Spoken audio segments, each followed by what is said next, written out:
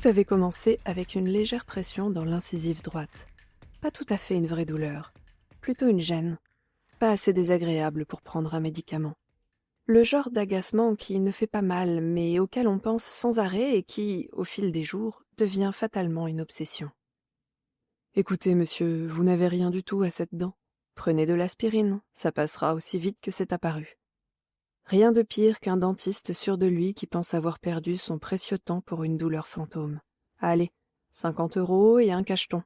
Au suivant. Puisque la médecine ne pouvait rien, il fallait aller chercher une autre source. Selon Internet, cette dent particulière, l'incisive droite, était, de manière symbolique, liée à un choix à faire.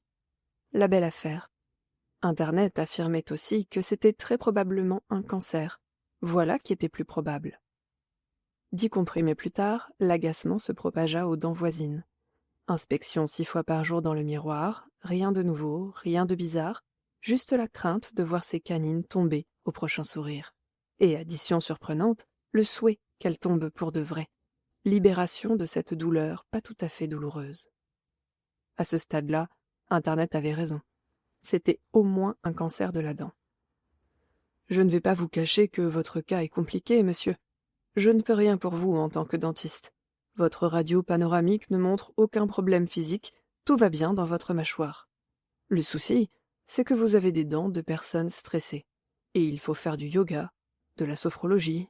Bref, détendez-vous.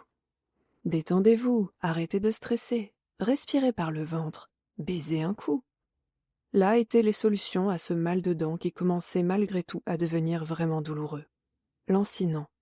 Toujours là, peu importe l'heure du jour ou de la nuit. Là au travail, au petit déjeuner, au cinéma, dans la lecture d'un livre, toujours en arrière-plan, même dans les situations les plus délicates. Et quelle situation plus délicate que celle de devoir se consacrer, avec cette affliction dentaire, à la perte d'un corps lors du trajet depuis la morgue jusqu'au crématorium. Si je comprends bien le problème, et j'espère vraiment avoir mal entendu ce que vous venez de me raconter, le corps de monsieur Lefebvre, décédé avant-hier à l'hôpital de Saint-Chamond, devait arriver aujourd'hui au crématorium pour ses funérailles. Ce matin, le corps était encore à la morgue.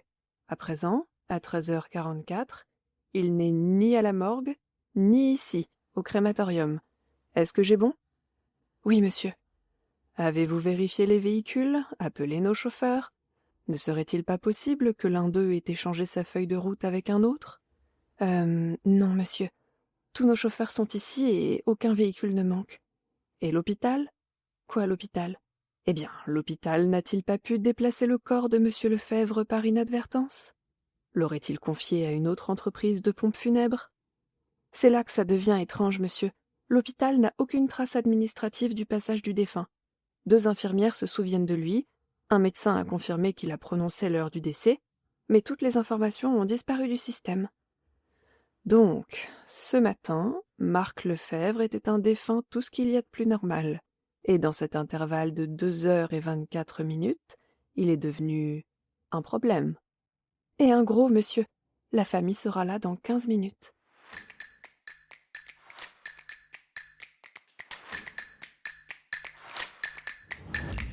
Vous écoutez Inky et Pete se livre, le podcast lecture qui donne vie et voix aux premiers mots d'un livre et vous donne envie de découvrir les suivants. Ou pas. En ce moment, c'est l'été, et comme l'année dernière, je vous emmène en voyage au cœur de l'imaginaire grâce à mon agence de voyage littéraire préférée, les éditions 1115.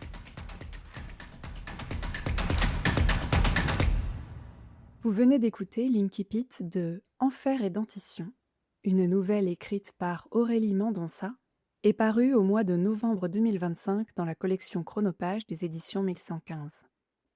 Pour les plus curieuses et curieux d'entre vous, je vais rapidement, très rapidement, vous parler de cette nouvelle. Mais je sais que certains et certaines préfèrent se lancer dans la lecture des nouvelles sans rien en savoir pour avoir la surprise la plus complète, et si c'est votre cas, vous avez le droit et même le devoir d'arrêter votre écoute ici. Si vous êtes toujours là, promis, ce ne sera pas long.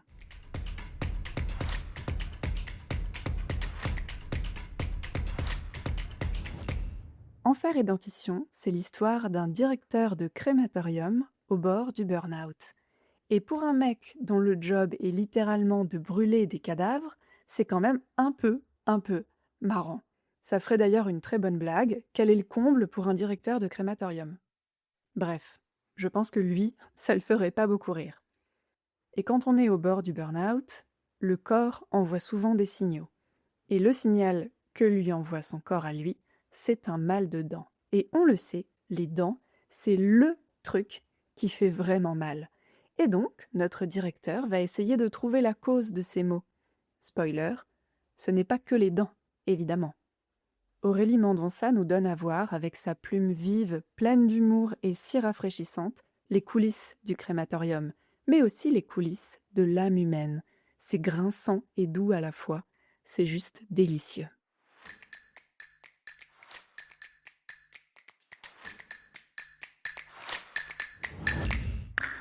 Merci de m'avoir écouté jusqu'au bout.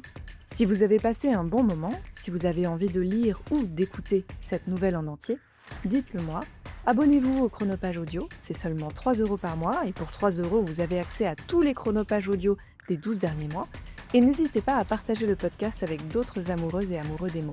Et si vous aimez ce que je fais, si vous voulez m'offrir un thé ou un cookie, vous pouvez le faire sur ma page Tipeee. Tous les liens sont dans la description du podcast. À très vite!